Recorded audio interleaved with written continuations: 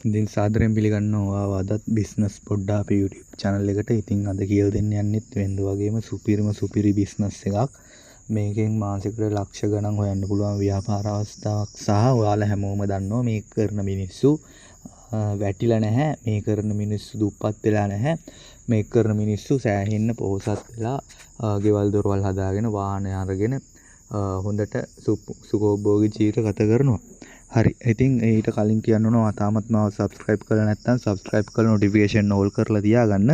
මොකද මම ඉස්සරහට දාන්න හදන වීඩියෝ ඔයා කරන්න හිතන් ඉන්න business එක වෙන්න පුළුවන්. එහෙම නැත්නම් ඔයාලට ඒව වැදගත් වෙන්න පුළුවන්. ඉතින් අද කියලා දෙන්නේ මාළු business එකක් කොහොමද හරියට කරන්නේ කියලා. ඉතින් මේ වගේ වීඩියෝ 200කට අධික සංඛ්‍යාවක් ව්‍යාපාර 200කට අධික සංඛ්‍යාවක් මගේ YouTube නාලිකාවේ තියෙනවා. ඒවත් ඔයාලා ගිහිල්ලා බලන්න. එතනත් ඔයාලට හරියන ව්‍යාපාරය තියෙන්න පුළුවන්. හරි. ඉතින් මේ මාළු බිස්නස් එක කොහොමද පටන් ගන්නෙ? ඉතින් මාළු බිස්නස් එක පටන් ගන්නේ දැන් මම සැමන් බිස්නස් එකක්, කරවල බිස්නස් එකක්, ඊට පස්සේ වැව් මාළු ඒ වගේ දේවල් කොහොමද කරන්න කියලා මගේ නාලිකාවේ මම දාලා තියෙනවා. ඒවත් ඔයාලා ගිහලා බලන්න.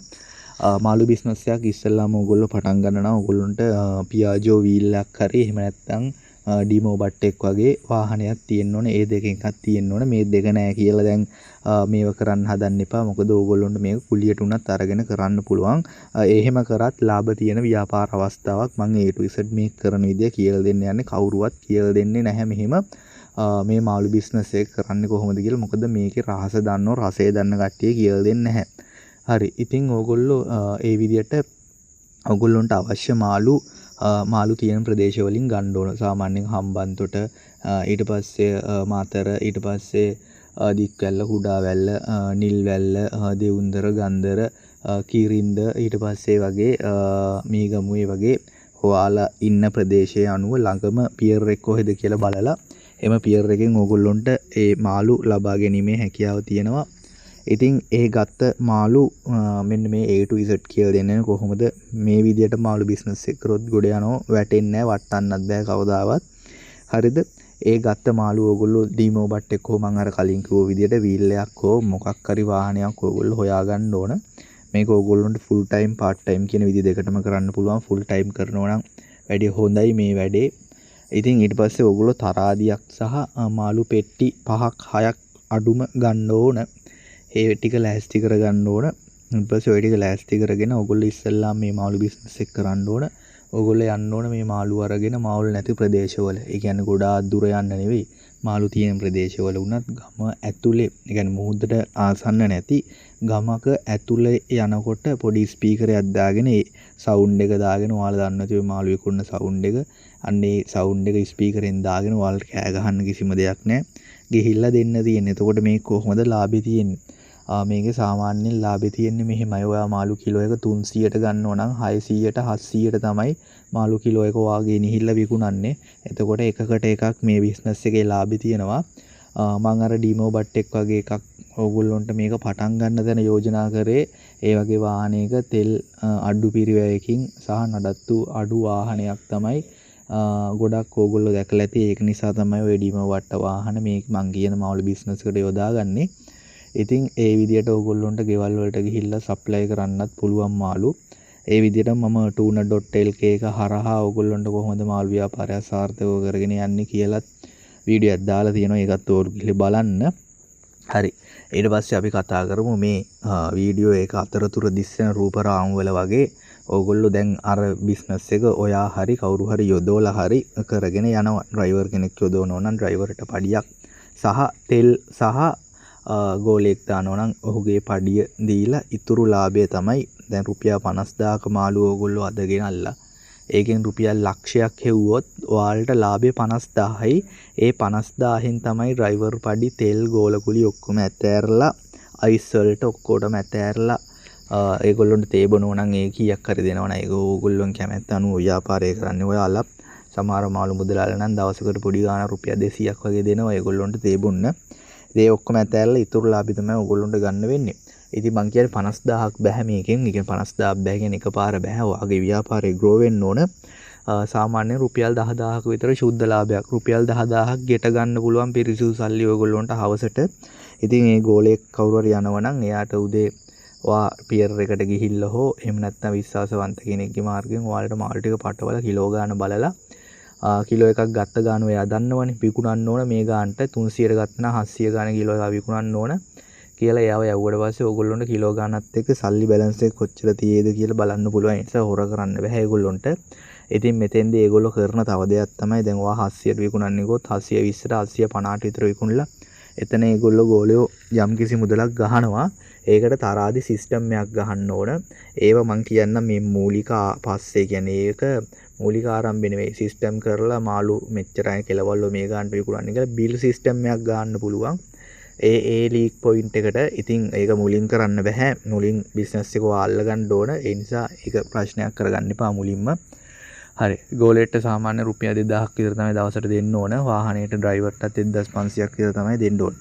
හරි. ඒ වාහනේ බදු ගන්නවා නම් වාහනේටත් රුපියල් 1200ක් දෙන්න ඕන. ඩීපෝ වට් එක වගේ ගන්න ඕන. ඔන්න ඕක තමයි දැන් මේ වීඩියෝ එක හදන දවස් වෙනකොට මිල ගන්න. හරි. ඊට පස්සේ ඊට අමතරව ඔයගොල්ලෝ ලංකාවේ මාළු නැති ප්‍රදේශ ටිකක් බලලා ඔයාගේ ගෙදර අවට කියන්නේ ඔයා ඉන්න ප්‍රදේශයේ අවට මාළු නැති තැන් ටිකක් ඔයා ඉස්සෙල්ලාම බලන්න ඕන. මාළු නැති තැන් ටිකක් ඉස්සෙල්ලාම ඔයා බලලා ඔයාට කරන්න තියෙන්නේ ඒ තැන් වලට ෂොප් ඒවා කඩ තියෙනවා, කඩ කාමර තියෙනවා කුලියට දෙන්න.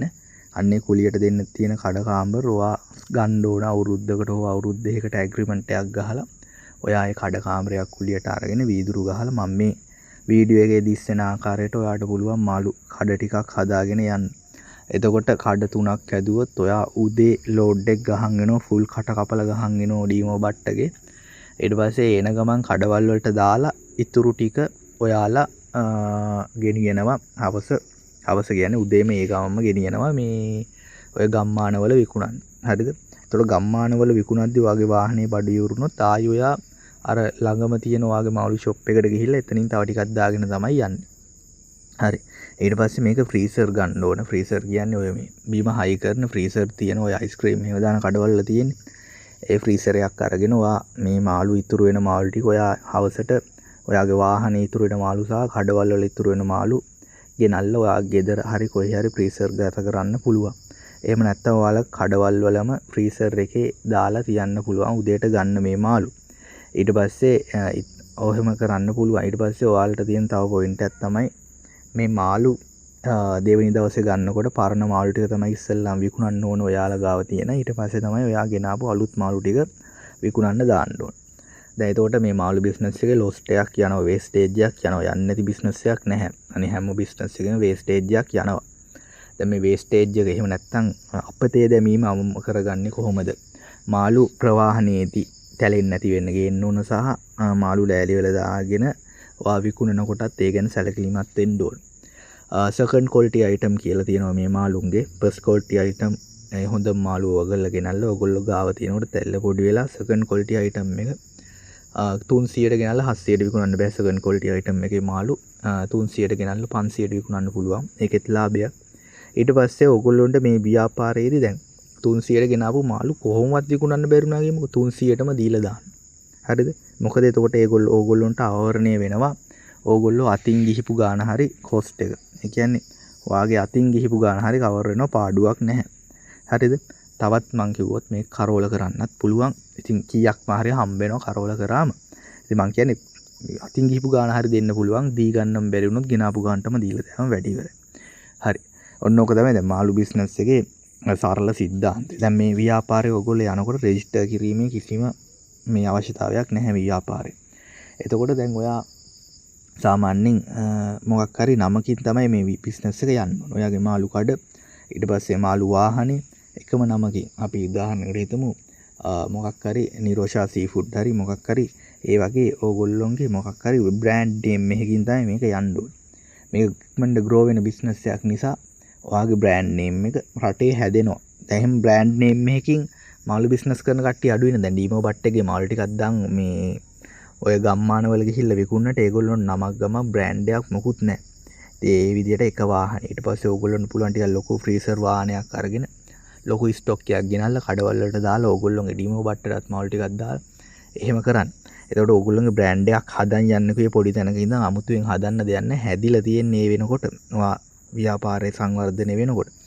ඉතින් මම හිතනවා මේ මාළු බිස්නස් එක මේ සරලව කියලා දුන්නේ කෙටියෙන් මේක මේ විනාඩි 10කට 7කට 8කට කරන්න පුළුවන් වීඩියෝයක් නෙවෙයි.